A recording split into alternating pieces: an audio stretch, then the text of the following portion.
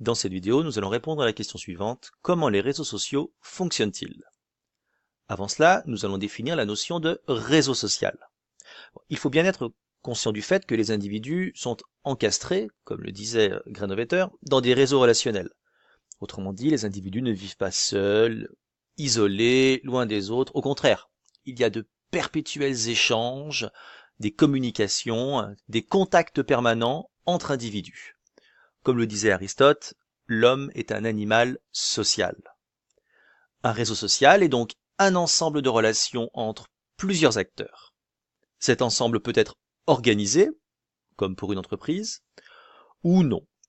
Dans ce cas, il s'agira par exemple d'un réseau d'amis. Avant de continuer, il faut bien distinguer ce qu'est un réseau social au sens sociologique et ce qu'est un réseau social virtuel dans le langage courant tel que Facebook, LinkedIn, etc. Dans le deuxième cas, pour les réseaux sociaux virtuels dont on entend quotidiennement parler, la dimension est exclusivement numérique. Donc cela n'est qu'une toute petite partie des réseaux sociaux et ne correspond donc pas du tout à la définition de réseau social au sens sociologique. Les relations entre les individus qui se situent au sein d'un même réseau social peuvent être de nature différente, spécialisées en fonction du statut social de chacun des membres, symétriques ou non. Autrement dit, il peut y avoir une réciprocité dans les échanges entre les individus d'un même réseau social. Les acteurs sont le plus souvent des individus, bien évidemment. Il peut s'agir de ménages, d'associations ou même d'entreprises également, qui peuvent se constituer en réseau. Alors, quels sont les différents types de liens qui peuvent exister au sein d'un réseau social? On en distingue deux: les liens dits forts et les liens faibles. Alors, qu'est-ce qui va permettre de déterminer justement l'intensité d'un lien? Qu'est-ce qui va permettre d'affirmer qu'un lien est fort et qu'un autre est faible? Tout d'abord, il y a une dimension temporelle. Autrement dit, ce sera la fréquence des échanges qu'il peut y avoir entre plusieurs individus. Plus il y aura d'échanges, plus ils se rencontreront, plus la probabilité que les liens soient forts sera élevée. Il y a également une dimension émotionnelle, une dimension affective, qui, dès l'instant où elle sera forte, aura tendance, bien évidemment, à privilégier également des liens forts. Une dimension de confiance mutuelle, dès l'instant où il y aura une confiance réciproque entre des individus, automatiquement, il y a une plus grande probabilité pour que le type de lien entre ces deux soit considéré comme fort. Et enfin, il y a une dimension de service réciproque. Autrement dit, plus des individus auront tendance à se rendre des services, que ce soit par exemple en facilitant l'embauche de quelqu'un, en permettant d'accéder à des biens, en demandant des conseils, etc. Donc plus la dimension de service réciproque est importante, et plus la probabilité d'être en présence de liens forts l'est également. Alors souvent, par exemple, les liens familiaux constituent des liens forts. Les liens amicaux également peuvent constituer des liens forts. Inversement, les liens professionnels sont le plus souvent des liens faibles. De même, les amis des amis constituent également des liens faibles. Alors, quel lien y a-t-il entre, d'un côté, un réseau social et d'un autre, la sociabilité? Alors, les réseaux sociaux vont permettre de développer la sociabilité des individus. Mais qu'entend-on par sociabilité? En fait, la sociabilité renvoie à l'ensemble des relations sociales qui vont relier un individu à d'autres individus. La sociabilité peut être d'ordre formel, auquel cas les relations vont être imposées, normées, réglementées. C'est ce que l'on a le plus souvent au sein d'une entreprise. Par exemple, on ne pourra pas avoir n'importe quel type d'échange avec son supérieur hiérarchique. La sociabilité peut être informelle, auquel cas c'est ce que l'on va le plus souvent observer au sein d'une cellule familiale ou avec des amis, où les échanges sont beaucoup moins encadrés, normés, etc. Alors, quand on parle de sociabilité, on parle donc d'échanges, de liens entre individus. Bien évidemment, il faut à nouveau utiliser et distinguer d'un côté les liens faibles par exemple, comme on l'a évoqué précédemment, au sein d'une entreprise, et d'un autre côté, les liens forts, par exemple au sein de la cellule familiale. Alors, quel lien y a-t-il entre, d'un côté, un réseau social et d'un autre, le capital social? Commençons par définir ce qu'est le capital social. En fait, le capital social va désigner toutes les ressources qu'un individu peut mobiliser en vue d'un objectif. Ces ressources peuvent correspondre à des informations, au fait d'accéder à un emploi, d'intégrer un établissement de l'enseignement supérieur, ou peuvent simplement être constituées de conseils, de relations amicales. Donc le capital social, c'est un ensemble de ressources qui va être mobilisé à partir du réseau social des individus. Alors le volume de capital social d'un individu va dépendre de plusieurs critères. Tout d'abord, le nombre de membres constituant le réseau social d'un individu. Il est évident que plus le nombre de membres constituant le réseau social d'un individu est élevé, plus la probabilité que le volume de capital social soit élevé l'est également. Deuxièmement, le volume de capital social va dépendre de la structure du réseau.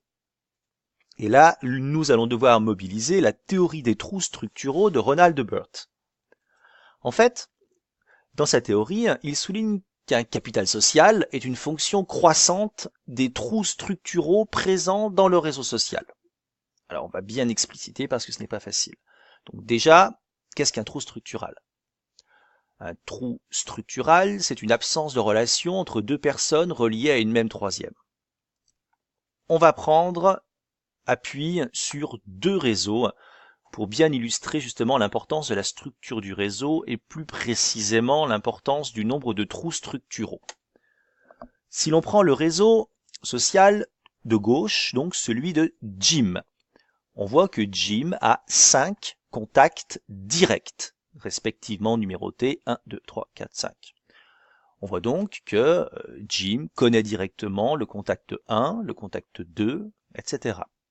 Si je prends les contacts 2 et 3, donc je vois que Jim connaît directement le contact 2 et le contact 3, mais je vois que les contacts 2 et 3 se connaissent entre eux.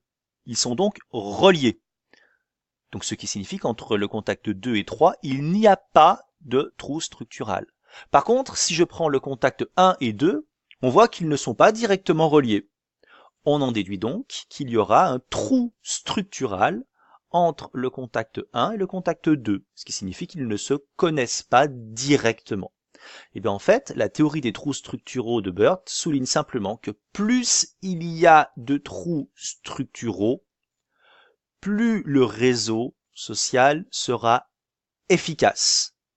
Il suffit d'ailleurs de comparer le réseau social de Jim avec celui de Jules pour s'en persuader, puisque dans les deux cas, Jim comme Jules ont 5 contacts directs, mais il y a beaucoup plus de contacts indirects dans le réseau social de Jules que dans celui de Jim, pour la simple et bonne raison qu'il y a en fait beaucoup plus de trous structuraux.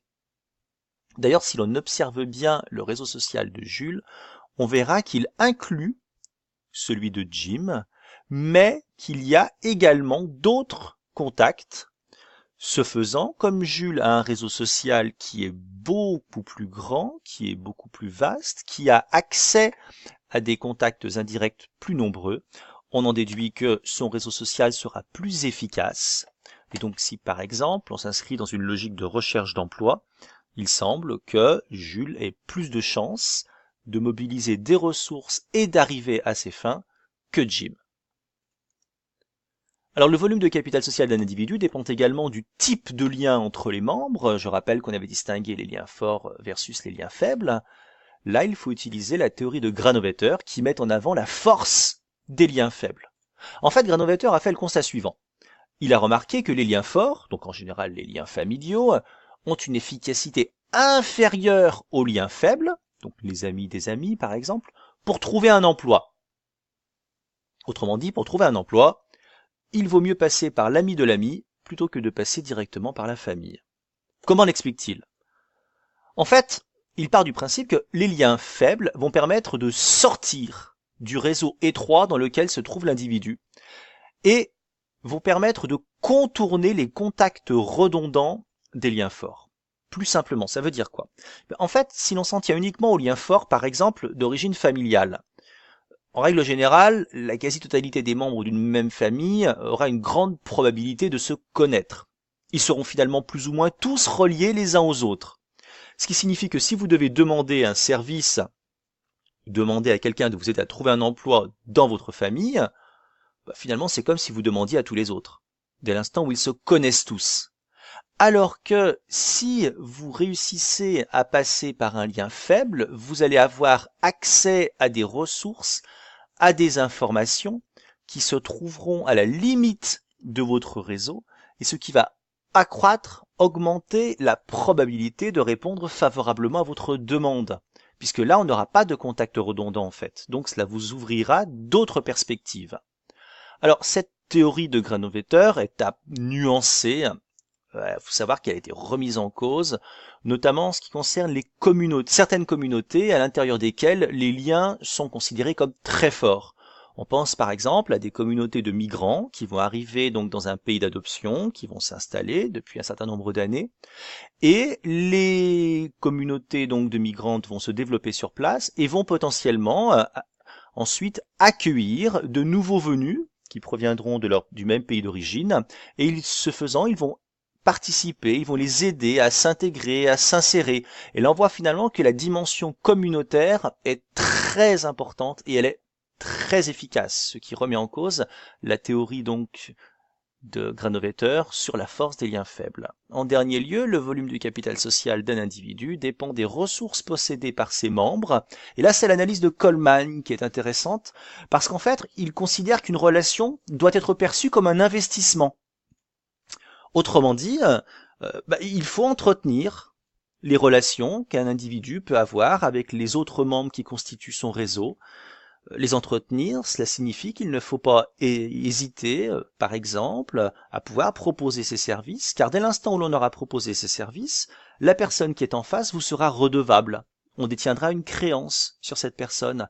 Et donc, cela va permettre, en investissant dans des relations, de pouvoir, à terme, les rentabiliser, parce qu'elles vous donneront accès à des ressources, compte tenu de la réciprocité du lien qu'il y a entre cette personne et vous. Vous lui avez rendu service, elle vous rendra service.